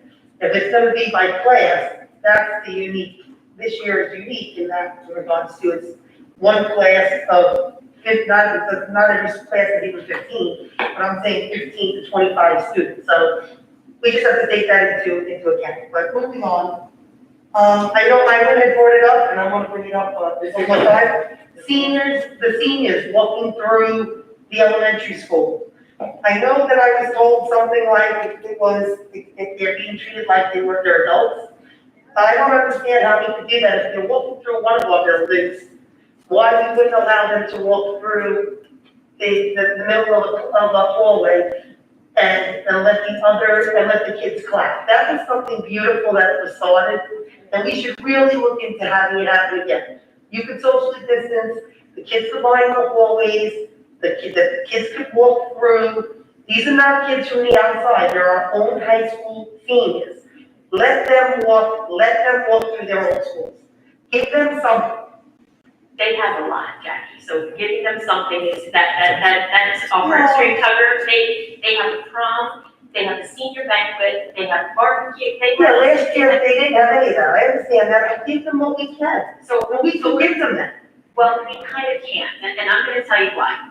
Because they are not part of that school community. So I know they're part of the high school community, and they come here every day. But they do not go to Boston, they do not go to Idlehour. We have told the parents of the children that attend those schools, do not come in our borders, do not come in our doors. Because we don't know if you're sick or you're well, and therefore we don't want to have you potentially spread whatever you have, if you have COVID, to the children and the faculty and staff of that building. They're 18 years old, and they are considered adults. So we would be going back on all of the things that we said to our parents. We told our parents, don't come in. The only time parents are coming into the building this year is for fifth grade moving up. So we put out, as was requested earlier today, we put out to our elementary principals to say, what is the comfort level of having a senior walkthrough? So far, what I got is, maybe if we did something outside, we could bring the kids outside, we could bring the seniors outside, and we could do something in the front or the back of the school. That way, we're not breaking up our protocol. We're not having people who don't need to be in those buildings be in the buildings. And they're going to discuss that, but I was requested to ask that information about 4 hours ago. So I don't have it all yet. Maybe it was 7 hours ago. But, you know, I understand that it's actually really for the little guys. So what senior walks were intended to do was to have the kindergarten through 5th grade of the building, one aspire for that. So we do not want to get rid of it if we don't have to, but I also don't believe that breaking our protocol for seniors to walk through a building that they don't need to be in makes sense either. So let me talk to the elementary principals. I've gotten back from 3 or 4 of them already saying they might be interested in doing something outside, and we'll put something together if that can happen. Appreciate it. I just think the problem with some of these protocols and the reopening plan is we did that over a year ago. We did that when COVID was up here. Okay, so I understand the whole, and I got this, you've heard me say this before. There's gotta come a time when we say that the opening plan should be revisited then, because some of the things that are in it were not meant for now when the numbers are 0. It was meant when the numbers were high. Well, I still wanna keep everybody safe, and I understand the masking, even though I know it's upsetting to a lot of people. I don't understand that we're gonna keep on using the reopening plan as a crutch. It's gonna be what we say, no, this is what it says it on the reopening plan, we can't do it. Well, then we need to revisit that reopening plan for next week. Because that reopening plan was made as a reopening, not as a year later, more than a year later, then we're gonna go over it as, I mean, at what point do we say? I'm not talking about the guidelines, I'm saying, we're saying, there's no guidelines that say that a high school student can't walk through an elementary school. There are no guidelines that say that. The only guidelines are the ones that this board put on a piece of paper or Linda gave to us and we agreed to. We agreed to that in March of last year. As a reopening. As a reopening. I didn't agree to that a year later, that we're gonna hold listen, I don't have a senior, I don't have a horse in the race, but I feel for them. And last year, seniors, I really felt for, you know that. But I really want to see them get back to some normalcy. And I'm saying, we're still gonna be masked, we're still gonna be socially distanced. This should be done regardless if it's in the building or out of the building. That reopening plan was done, and it was never my intention to use the word adult as an 18-year-old senior. So if that's what we're gonna use, then I'm gonna tell you right now, at the next meeting, put it on the agenda, and I want the reopening plan to be looked at and possibly changed. It shouldn't be called a reopening plan, it should be called a continuing plan, so. Whatever they want to call it, because at this point, you can't keep telling me that you're telling me that kids in our Connect Bus students Community. can't get on a bus, go to elementary school, go to, whether it's Sycamore, Idlehour, Cherokee, Slocum, Duffield, Boston, wherever they were from. And we're gonna say they can't do that because, hey, you're 18. You're 18, you're an adult, congratulations. That's not right. My senior was only I'm 17. not asking for a lot. They're gonna be masked, they're gonna be their gathered around, and while it's for the little kids, it's also an emotional ending for these seniors to say goodbye to their when they start. You know, I'm just saying, you don't even know how many people want to do it, so you can put it out there to them. But this is something that I really think should happen, considering so much is over. It's still gonna be masked. They should not be considered what is written in the reopening plan. I don't look at an 18-year-old senior and say, they're the adult that's not allowed to do it. Jackie, it actually has to do with the way COVID transmits. It's not adults. It's actually from 8th grade on. They're considered to be different than 12-year-olds and under. So it's not guidelines I've created. It's actually how the CDC describes the difference in transmission. So if you look at the last guidance that they gave us about 6 foot distancing, versus 3-foot distancing in different times. 8th grade and up is considered to be adults, like in their transmission of COVID. This is not my definition. No, I understand, but that's not what we're not talking about that. We're So talking it's not about. a solution, if you found. Again, I'm talking to the elementary principals, and they would like to do something outside. You know, believe it or not, I do understand that point, as someone who's actually attended the 5th grade, the high schoolers coming into the building with the little guys. So the little guys are all lined up in the hall, they're all squashed together in the hall. And then, so I happen to agree, as someone who's been to a few of these, I do think that having it outside would probably be best. Because if you're gonna socially distance the kids, the little ones, and then you're gonna socially, what are you gonna do, Dr. Hernandez? I mean, like. Well, I have to make sure that every school's gonna do it.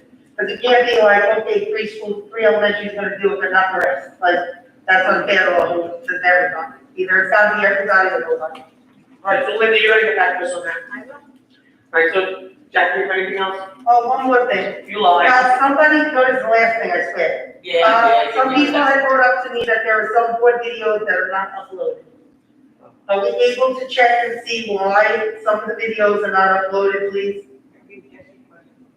Oh, okay, Jesse, can you look back and see why videos from last year are not uploaded and then explain for each one why it wasn't uploaded, please? All of the videos from since we've been live streaming are on the Connecticut Board of Education YouTube page. Every single video since we've been live streaming, maybe since, I'm not sure about that first March, if there was a first March one before. No, I'm talking about going back. They actually gave me the dates. I think one was February and one was March. I gotta look those. Of 2020? Yes. Why don't you just email that to Jackie? I'll email you the 2 dates. There were 2 dates. Was it both January? They gave me the dates. I have them. I'm sorry I didn't write them down. I have them in my phone. Yeah, if you could just let me know, because that would free my time, so I'm just gonna have to like. Absolutely. Okay, no. There's actually 2 in question. So, could you explain why they weren't put up, please? I believe they are. But I mean, if they were in 2020, January, February, March of 2020, I can't answer that question right now because I'm not employed here. Okay. That's what I'm saying. I'll send it to you. I just want to give the community transparency. If it's because the attorney said it can't be up, no problem. I just want to let them know that. That's what I'm saying. Just email me the dates. I will, absolutely. Thank you. How many to a motion and a second to adjourn the Connecticut Board of Education meeting? Motion. All in favor? Aye. Thank you.